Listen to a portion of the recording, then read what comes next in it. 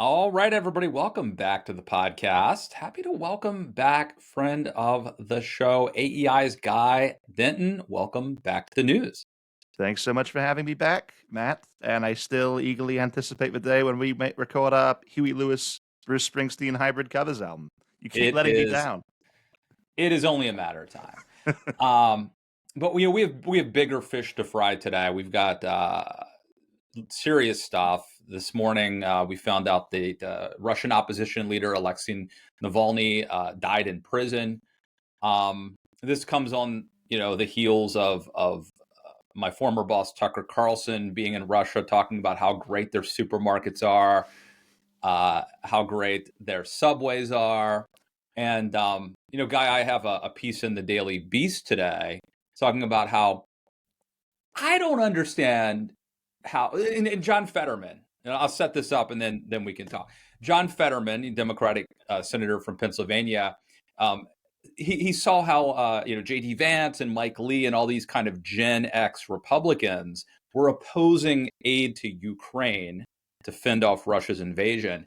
And Fetterman said something like, I don't understand, like, didn't they watch Red Dawn? Like, would they have been rooting for the Russians? Like, weren't they kids of the 80s just like me? And I feel the same way. But I wrote a column at the Beast, the Daily Beast, about Rocky IV. Like, were they rooting for Ivan Drago? Anyway, what say you, Guy? Well, I actually have a question for you, Matt, that I think ties into all of this. When was the last time that you saw a vehemently patriotic movie, or a movie that had overtly Republican themes in it, like Red Dawn, or even like Rocky Thor, come out of Hollywood? Because I'm struggling to think of an example from the last 20 years, never mind 30. Yeah, I think. So first of all, I watch those movies all the time. So like I just Yes. watched the Rocky movies as recently as this weekend, but I know you're talking about Hollywood releasing new movies. One that does come to mind is Charlie Wilson's War. Um, Interesting, yeah. yeah. And I wonder, so that is about a conservative Democratic congressman named Charlie Wilson, who during the Reagan era helped fund the Mujahideen's fight against Russia. I don't know how anyone who could have seen that movie, which is probably about 20 years old, could not be supporting Ukraine against Russia. There's a scene in that movie, there's a scene in Charlie Wilson's War where he gets the chairman of this big committee to come with him to Afghanistan, and they go to a camp, a refugee camp, and they meet Afghan refugees who are talking about how the Russians have put like bicycles and toys out so the little kids will come and pick them up and they'll get blown up or lose arms or legs. There's almost an identical scene in Rambo 3 where Sylvester Stallone, Rambo, goes to a refugee camp and hears about the atrocities, which are very much based on reality as far as I know. But yeah, I'd love to see. We need more of those movies instead of the Marvel Cinematic Universe or whatever. I mean, there's a lot to unpack with all of this. I would say, first of all, on the Russia point, the embrace of Putin and the culture Putin has propagated, right, is very much a byproduct of the sort of inward shift that has happened within the Republican Party in the years since the crash that gave us Donald Trump. And it's natural for, in the wake of recessions, fear and anger generally to rise. And that manifests in anger at elites, anger at institutions, anger at immigrants, xenophobia, open and implicit. And when people like Tucker and people of his ilk who are consider, you mentioned in your column Pat Buchanan, who said, "Is Putin one of us?" Right? And the answer, of course, was a resounding yes, based on the Yes. last decade. And what those people who love industrial policy, who hate immigrants and want even legal immigration to be limited, who want protectionism, who believe in American isolationism, what they see when they look at Russia, it's the same reason why, even though Japan has an infinite number of problems too, and there's actually a point about Japan we could get into in a second that I thought was quite funny that ties into all of this. A lot of people love Japan because Japan is a homogenous society. It's a very insular society. And Russia is like this too. And Russia culturally is very homogenous, very much and oriented around a personality cult and a worship of power, which is what the Republican Party has transformed into in recent years with the rise of Trump. So it makes sense when you look at it in that way. However, the point about Hollywood, I think, is very interesting and very well taken, and I think that is also kind of a byproduct of the fact that there used to be American culture, at least since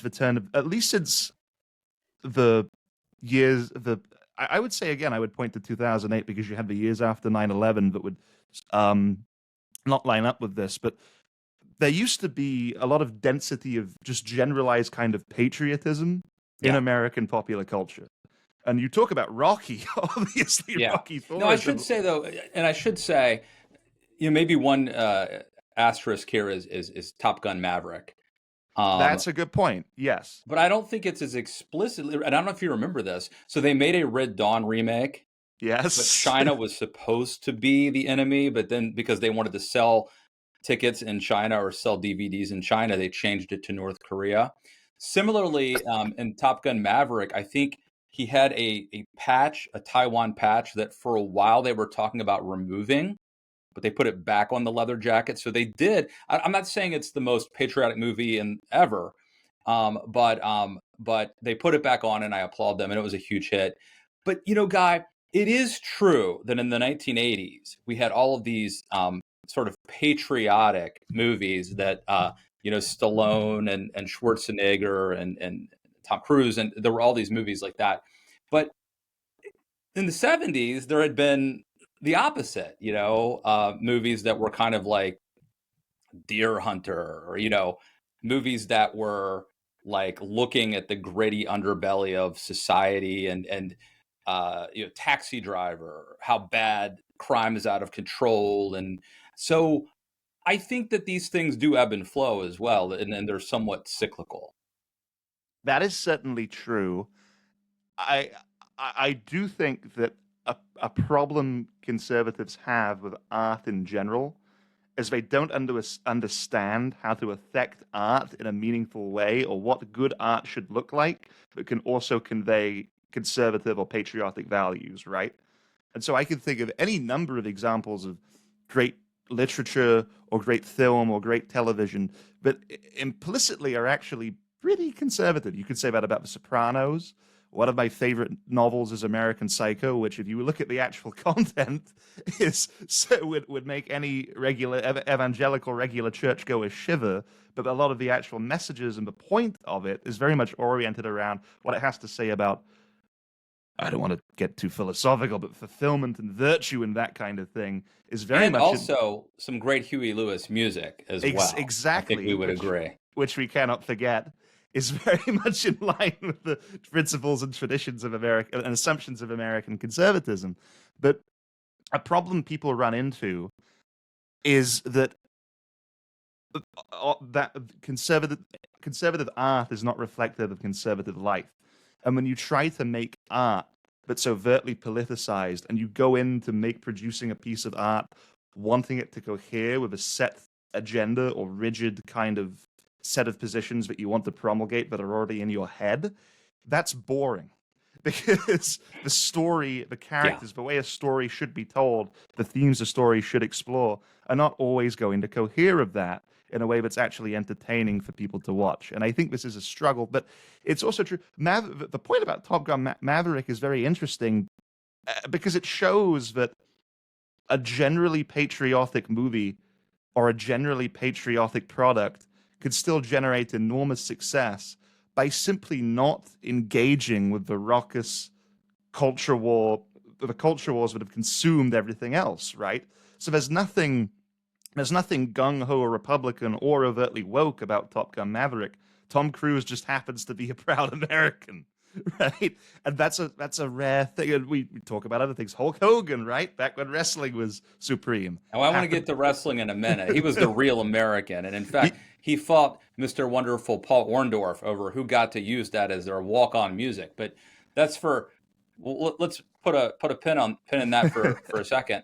I mean, I want to go back to like, I'm just so curious I'm a Gen Xer, obviously, and like if you grew up in the Reagan era and you watched movies like Red Dawn and Rocky 4 and Rambo First Blood Part 2 and all that, like that was the water in which we swam. And like the idea that JD Vance, well, he's a little younger than me, but that like Mike Lee and Tucker Carlson, who's a little older than me, and like so many of these people who are Gen Xers who had to have seen Red Dawn, had to have seen Rocky 4, like are now essentially rooting for Putin or at least apologizing for him, I think is fair to say, is really weird and surprising. I think you can. It is it is inherently very strange, right? A lot of it you can has sort of, I would say, has kind of been a gradual progression throughout the '90s, where a lot of that kind of rah rah gung ho patriotism was necessary in the '80s because we had a common enemy that we were trying to defeat, right?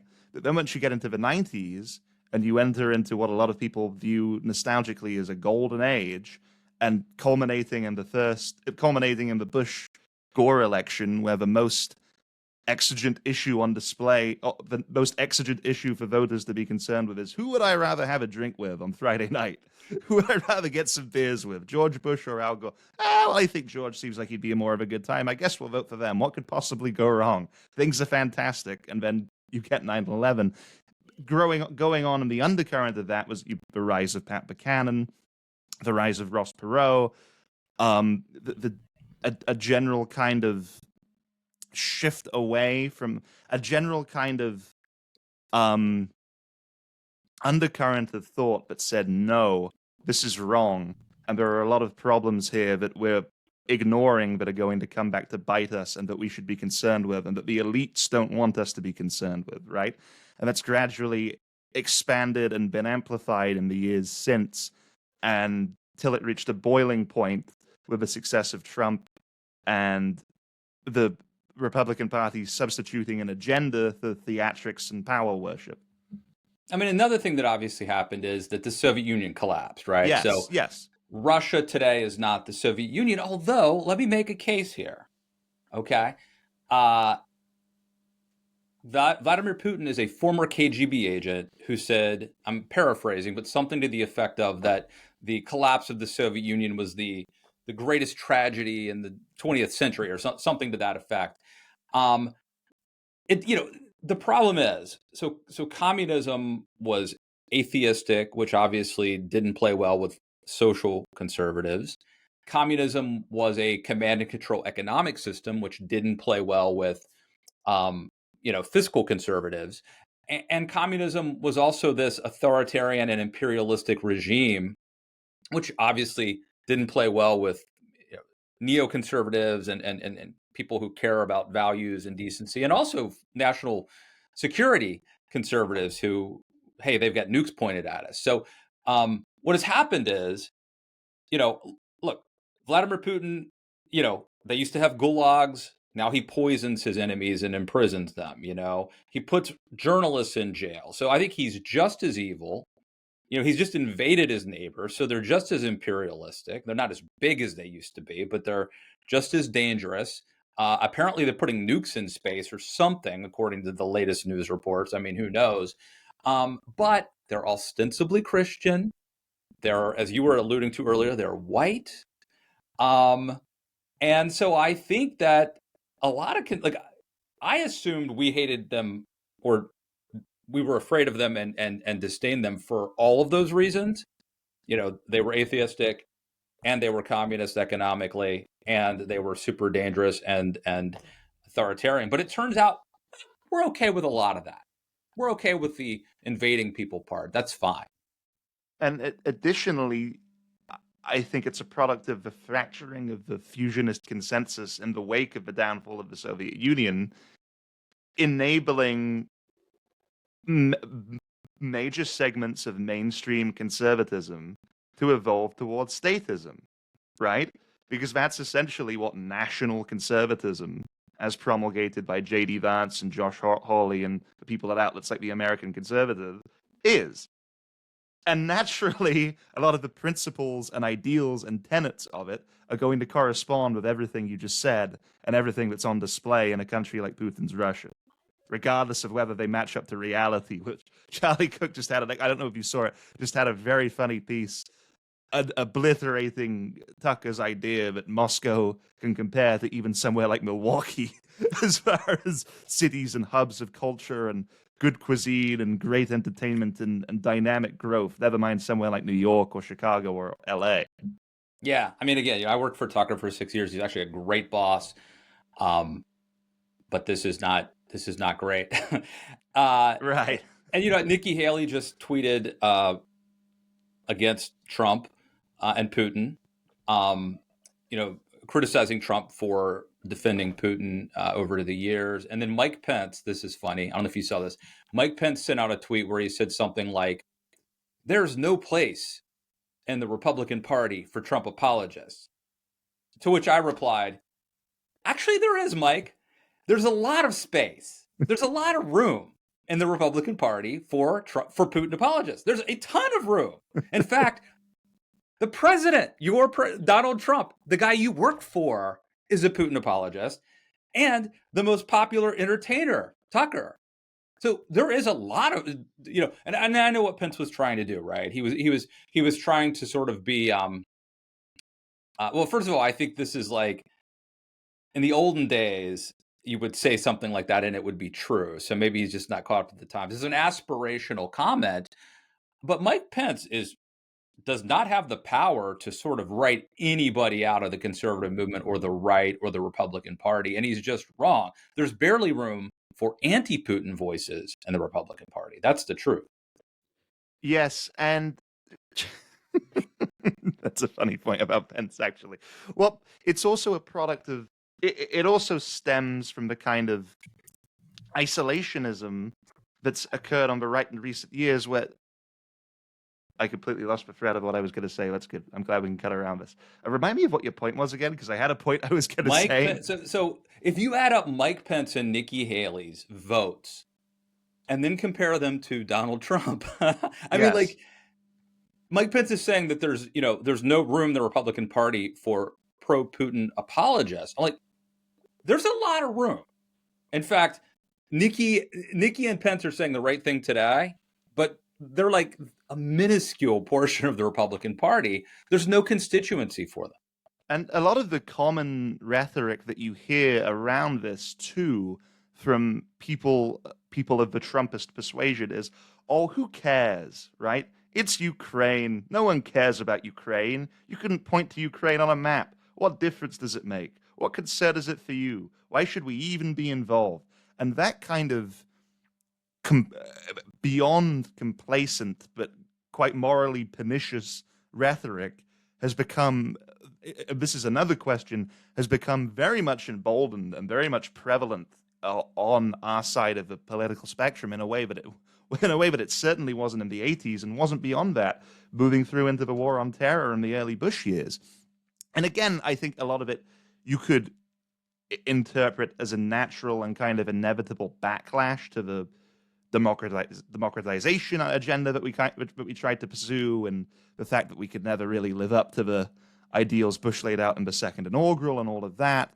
But it's also speaks to the point that Trump retains, this is what Trump wants. Trump wants to play footsie with Putin. Trump retains a stranglehold on the Republican Party, and so the majority of Republican politicians will fall in line with Trump. But eventually, when Trump is no longer there, how many of them will still buy into and still publicize this garbage? I think there's a case to be made that, which goes back to what we talked about last time about, can the Republican Party be cleansed, or is it a lost cause? That actually, potentially not very many of them. And I was thinking, this came to my mind earlier. I nearly missed this story, but I saw something about it earlier in the week. Nippon Steel just struck a deal, a Japanese steel company, to take over U.S. Steel. And within the Senate, Josh Hawley, J.D. Vance, and I cannot remember the third one, but someone of that ilk, all signed a letter arguing against this and making their arguments about protectionism and industrial policy and how this is a nightmare and this will destroy and tear apart America's social fabric and so on. Only 3. If Trump was still in the Oval Office, about 40 people, 30 people in the Senate would have signed that letter, right? And if Trump isn't reelected, or eventually it's morbid to talk about, but when Trump dies, how many people will still adhere to this, or will we be able to grow out of it? I think something like that is encouraging to those of us who think that the party can be salvaged and that we can move beyond this instead of burning it all down and ripping it all up and trying to start again. All right, I'm going to push back on that. I'll be negative here. And That's look, totally fair, Matt, and you may very well be right. and putting aside the specifics over whether the Republican Party is doomed to be the Putin Party, I think it is the MAGA Party, and I'll tell you a couple reasons why. First, Donald Trump has now been the dominant force in the Republican Party for something like 8 years. So we now have a whole generation of people who came of age at a time when Donald Trump and Trumpism and MAGA was the defining zeitgeist on the right. And if they joined the Republican Party or retracted to politics, that is what they signed up for. This is not a hostile takeover to them. They are recruits who joined the MAGA movement, right? So, and who knows how long that is going to be the case. Then we have this sort of outmigration of team normal. So, in healthcare, there's this thing called adverse selection. That was the big danger of Obamacare, adverse selection, where adverse selection is where sick people sign up for healthcare and healthy people say, I don't need to buy, and so it is a system that incentivizes sick people joining and healthy people leaving, and you end up with a sort of a perverse system. And that is what's happened in the Republican Party, where I think it was Hayek who said, in a totalitarian regime, the worst get on top. That's what it is. And look, we've had all these retirements, but I think, Ben Sasse is a classic example of someone. Basically, there's 3 options in the Republican Party, right? You either get co-opted, you get defeated, like Liz Cheney, or you retire, like Mitt Romney or Ben Sasse, or the most recent example being Mike Gallagher from Wisconsin, who is someone who it wasn't enough that he voted for Trump. It wasn't enough that he voted against impeaching Trump. He even tried to focus on China and sort of say, like, I'm going to avoid the culture wars and all this stuff, and I'm going to put my head down and I'm going to be a China hawk, because he wouldn't vote to impeach Secretary Mayorkas. He was attacked and condemned, and I think he saw the writing on the wall and said, like, hey, this is no country for, I don't say old men, for for normies. So he got out of there, man. So this is along with saying, like, your hope of the Republican Party coming back and returning to sanity, like, if Trump ever leaves, look at the people who are left.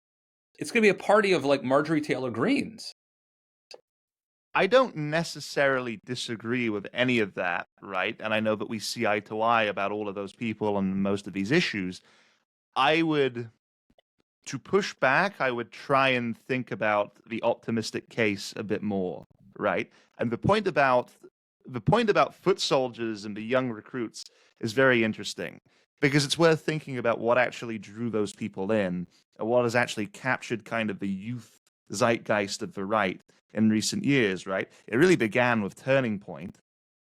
Then it sort of evolved through Ben Shapiro until eventually Turning Point and people like Candace Owens started to push so far that they've gone well beyond anything Ben Shapiro was arguing for circa 2016. And now I don't know what it's supposed to be. How many young people, what do young people who are enthusiastic and bullish about the Republican Party actually want?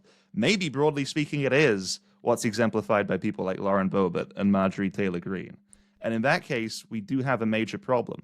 But how were young people more pulled in simply by the power of Trump and the power of a big middle finger to that the power the draw of a youthful desire to be kind of impish and mischievous and to want to defy norms and break taboos. And Trump represented a giant throbbing middle finger to all of those norms and taboos and the perceived constrictions of political correctness on cultural things they may have liked or whatever.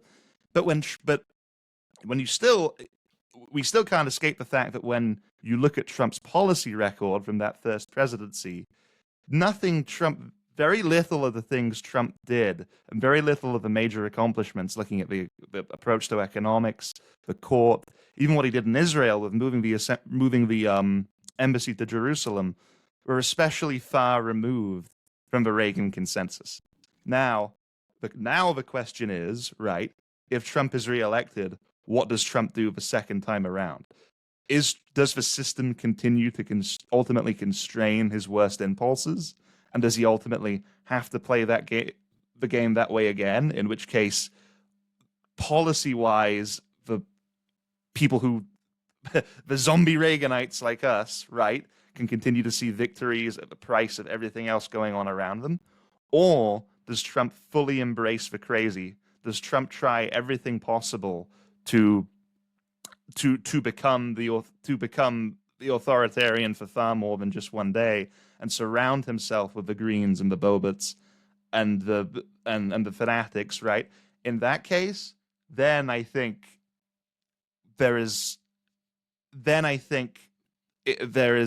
we can have a very alarmed conversation about what that means for people like us in this space, and also Republican voters in the party as a whole. But in the meantime, I don't think we should be entirely pessimistic just yet, although it's totally fair to lean into that and to feel. This is why I love young people. My son is 13. He's super smart and knows all about technology, much better at technology than I am. And he's very optimistic about the future, including AI and all of that. He's not worried it's going to replace him. I'm glad he's optimistic. I hope it works out the way he thinks it will. But I think you can't have a country led by cynical, pessimistic people, or a movement for that matter. You have to believe. Don't stop believing. Don't stop thinking about tomorrow. I'm going to end with something you referenced earlier, which is wrestling.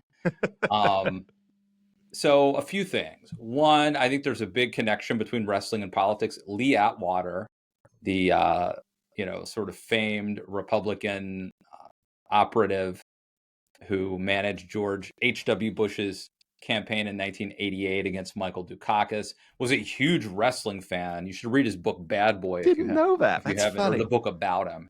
He was into Andy Griffith and wrestling. Those were his two big things. And he thought that professional wrestling was truer and told you more about politics than anything. Obviously, Donald Trump was actually part of the WWE universe at some point. And I grew up watching, just like a theme of our conversation today, when I was watching Rocky IV, I was also watching Hulkamania running wild, brother. So that's my era. It's Hulk Hogan, it's Andre the Giant, it's Rowdy Roddy Piper, it's King Kong Bundy, the Heenan family, Junkyard Dog. I could go on, but talk, if you would, about what you like about it, and if you see any parallels to today's politics. Well, I would say to try and give people some substance with our navel gazing here, right? If you look at wrestling in that era, which you were just referring to, what did wrestling say in the cartoon age of the WWF in the late 80s, early 90s, right? It said, what are the words to Hulk Hogan's theme? Comes crashing down and hurts inside. You've got to take a stand and don't have to hide, Matt. We want a strong America. We want I am the real American. And by the way, the villains there was a Russian Vladimir somebody, and there was the Iron Sheik representing, I guess, Iran or something. So the good guy was come on stage to real American, and the bad guys were Russians and Iranians. And there's a very funny storyline, which I know about more for how much it's dated more than anything else. I wonder if you were watching or if you have any recollection of this, Matt, where Hulk Hogan and Sergeant Slaughter, who were the big American heroes, in the build-up to WrestleMania one year, Sergeant Slaughter betrayed his country and joined the Iraqis, and it was around the time of the Gulf War. And Hogan had to stop the evil Iraqi sympathizer, Sergeant Slaughter, and defeat him and prove that America was the greatest, and America would win in the conflict, and America could potentially one day bring peace and justice and stability to the Middle East, right? First of all, brother man, Hulkamania is the greatest force in the entire universe. I vaguely remember that, but at that point, I feel like wrestling had kind of jumped a shark. It's sort of like last week we were talking about Saturday Night Live having good seasons and bad and all, yes, good eras, and I think and there's like been the Attitude Era and the WWE and different eras, and I think that the storyline you're talking about is the 80s had kind of run its course, and this was at the last gasp of Hulkamania, perhaps. I think that's definitely right, but it also speaks to what does wrestling say about politics now? Well, wrestling doesn't have, at least to my knowledge, a lot of the time wrestling now is borderline unwatchable. It's gotten so bad, in speaking to what you were saying, but wrestling doesn't really have political storylines anymore. But wrestling, and this started in the late 90s when culture began to shift and people wanted more outrage rather than cartoon heroes and villains, wrestling is built like a soap opera. And wrestling is about shocking turns and friends turning on friends and enemies. Well, that was always the case, though. Remember, Randy Macho Man Savage and, Andre the Giant turned on Hogan. Randy Macho Man Savage turned on Hogan. So that it's always been a soap opera, but I think what the difference is, it gradually became cruder and more outrageous over time. And the emphasis through the late 90s and early 2000s especially became, well, what can we do to stay relevant and what can we do to amp up teenage boys and young people now? It's not say your prayers and take your vitamins. It's blood, sex, crazy stunts, crazy stories about pregnancies and animals and whatever else we could throw on TV just to keep the ratings high. And that was a boom period that was never going to last. And now in today's pop culture climate, you could certainly never get away with any of that. So what you're left with is kind of a hollow shell, but it does the success of that time and how they continue to try and exploit the success that they had then, even though they can't really recapture it, is that it shows that people treat politics in largely the same way, as a form of entertainment where the emphasis is not on, okay, what are the potential outcomes? What can we achieve here? It's shocking twist on the presidential debate at 11.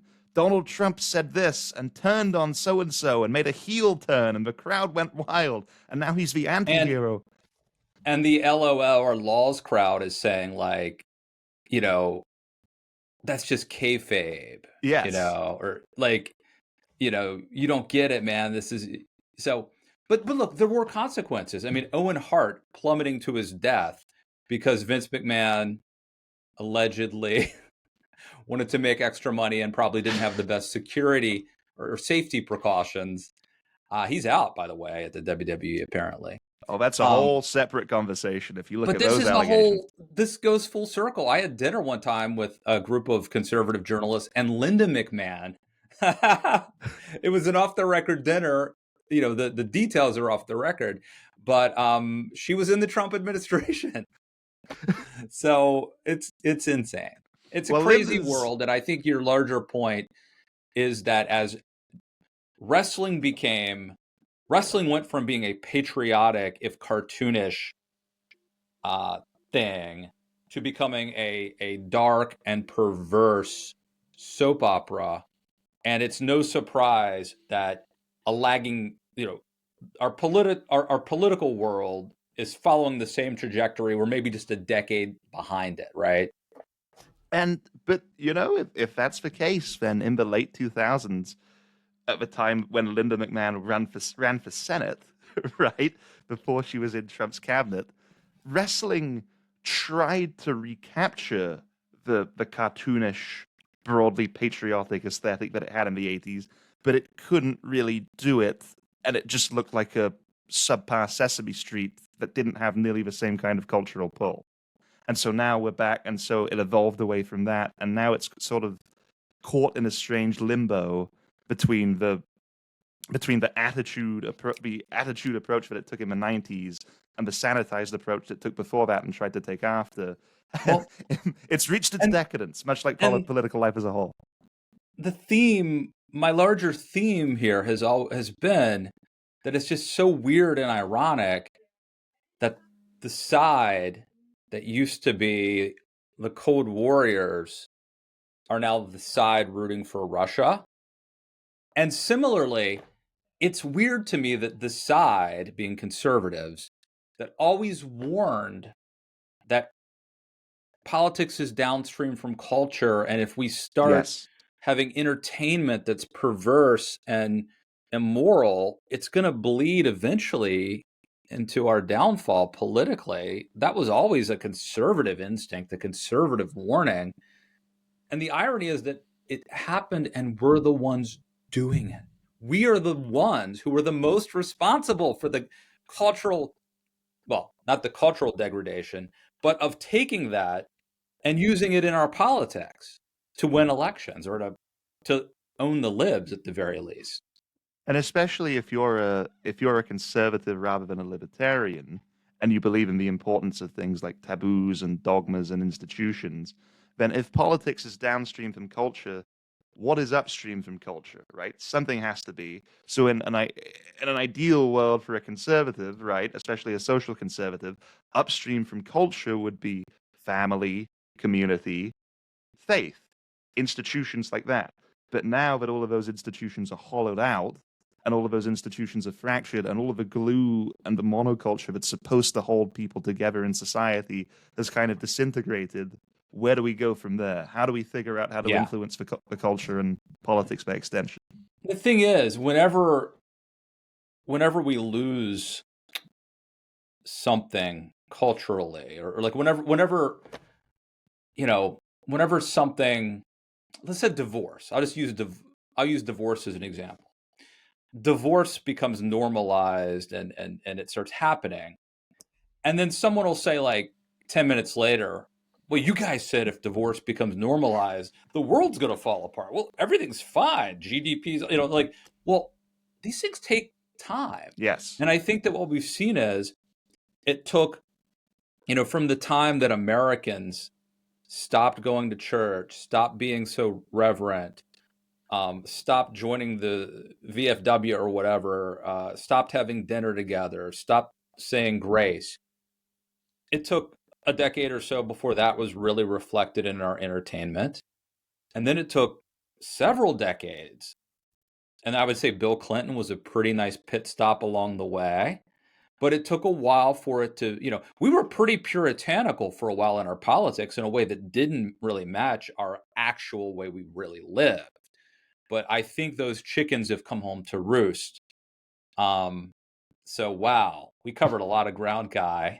We did. I mean, I would just say quickly on that point, these things take time, but more often than not, the people who put them in place and promote them don't have to deal with the consequences. And the people who encouraged social decay in many ways, that was 30 years ago, in much the same way that people who communists and socialists and people who advocate for countries to be managed under the principles and ideas of socialism don't have to deal with the outcomes 70 years later when the country's fallen into chaos. Totally. And I should say, I just picked divorce as an example. If you're in an abusive relationship, leave. I'm not. We do encourage that. This is not about divorce. But anyway, I think you get my larger point. Man, I appreciate you coming on and just chatting with me, letting me rant, and having this conversation. It's always a great time, Matt. I hope it's as fun for the listeners and not just for us. Well, I think they love the British accent, and I have to just ask, it's got to be great with the girls, right? Women love this accent, I assume.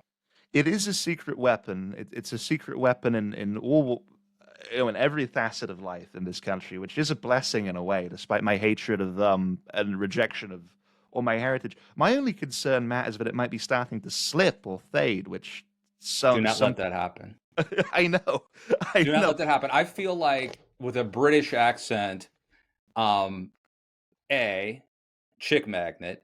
B, I think it will make you seem smarter. Like Oh, absolutely. as It's a as worked a on this as a show. commentator or a pundit, I think it adds 10, 15 IQ points. That's the only reason why I'm here with you right now, Matt. Let's be honest. I mean, we take off the glasses, we give you like a New Jersey accent, and I don't think you'd be on the show. I'm just going to be honest, you know. I'd be working in a toll booth, and maybe I would be more cynical about the state of America. Always a pleasure. Guy Denton, thank you for coming back on the news. Thanks so much, Matt. It was great fun.